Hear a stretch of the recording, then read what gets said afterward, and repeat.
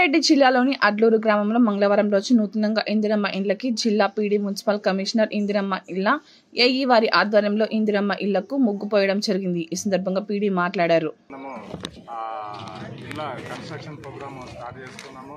మరి వార్డు 1లో కూడా 27 ఇళ్ళు మంజూరు చేయడం జరిగింది.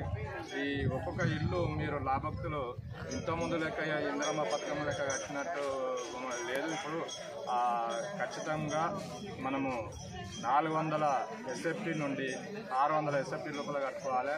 మినిమం ఒక సైడు 18 ఫీట్ల 4 ఇంచు 18 ఫీట్లు, ఇంకొక సైడ్ 22 ఫీట్ల 4 ఇంచులు. ఇవి రెండు గుణిస్తే మనకు 400 SFT వస్తుంది. ఇది తగ్గకుండా కట్టుకోవాలి. 600 వరకు మనకి ఇప్పుడు గవర్నమెంట్గా పర్మిషన్ ఇచ్చింది. మీ యొక్క స్థితిని బట్టి 600 వరకు కూడా మన చిన్నగా అయినా కానీ 600 వరకు ఖర్చు రెండు రూమ్లు వస్తాయి. ఒక హాలు, ఒక కిచెను, మన ఒక బెడ్రూము, టాయిలెట్ ఇవన్నీ వస్తాయి. 600 కన్నా ఎక్కువ కట్టుకోవద్దు. కట్టుకుంటే మీకు ఆర్టిఫిషియల్ ఇంటెలిజెన్స్ 360 degrees ఇదంతా యాప్ మన సాంకేతిక నిపుణతతో తయారు చేయబడిన యాప్.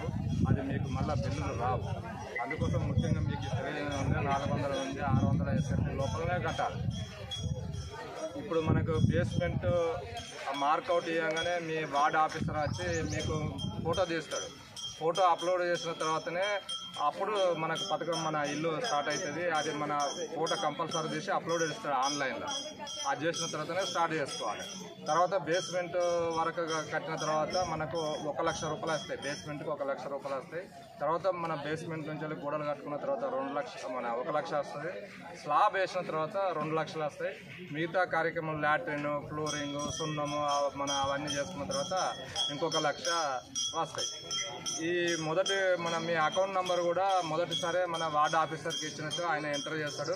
మీకు కంపల్సరీ మీ బ్యాంక్ అకౌంట్లోనే వస్తుంది. ఎక్కడ కూడా మీరు వెళ్ళవలసిన అవసరం లేదు. మీ అకౌంట్ నెంబర్ కరెక్ట్ చేసుకోవాలి. బ్యాంకులోకి వెళ్ళి కొందరు ఏంటంటే పాత మన వార్డ్ ఆఫీసర్కి ఇస్తే పాత ఎంటర్ చేస్తే IFS కోడ్ కానీ బ్యాంక్ కానీ ఇవి ఇబ్బంది అయ్యి పేమెంట్లు వస్తలేవు. మళ్ళీ ఎవరికో వెళ్ళిపోతాయి.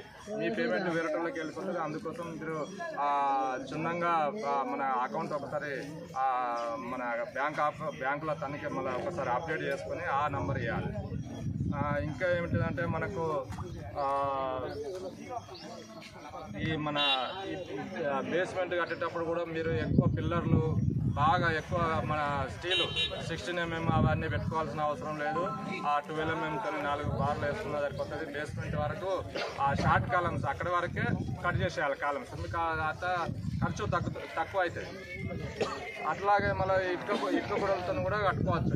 సిమెంట్ ఇటుకలతో కూడా కట్టుకోవచ్చు. దాంతో కూడా మీకు ఖర్చు తక్కువ అవుతుంది. ఇది మన మట్టి ఇటుక కూడా రేట్ ఎక్కువ అవుతుంది. సిమెంట్ దర్వాజా పెట్టుకోవచ్చు, కిటికీలు పెట్టుకోవచ్చు, సిమెంట్తో చేసిన ఎరువైనా పెట్టుకోవచ్చు.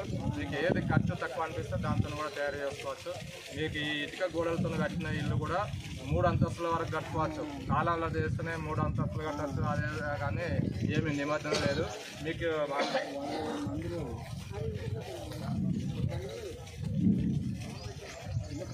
బేస్మెంట్ వరకు షార్ట్ కాలమ్స్ అక్కడి వరకే కట్ చేసి బేస్మెంట్ వరకే కాలాలు వేసుకొని మిగతాది ఇటుకలతోనే కట్టుకుంటే మీకు ఖర్చు తక్కువ అవుతుంది.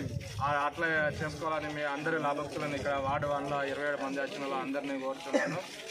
మీకు ఎప్పుడు కూడా మా ఏఈ గారు, అశోక్ గారు ఎప్పుడైనా సలహాలు ఇస్తారు. మీకు ఏదైనా ఎప్పుడైనా అందుబాటులో ఉండి మీకు సలహాలు ఇచ్చి మీకు తక్కువ ఖర్చుతోనే అయ్యేటట్టుగా ఇళ్ళ నిర్మాణం కృషి చేస్తారని మరి కమిషనర్ గారు ఎల్లవెల్లలా మనకు ఎంతో సహకరిస్తాడు. మరి అందరి లాభక్తులకు మళ్ళీ ధన్యవాదాలు తెలుస్తూ ముగిస్తాను.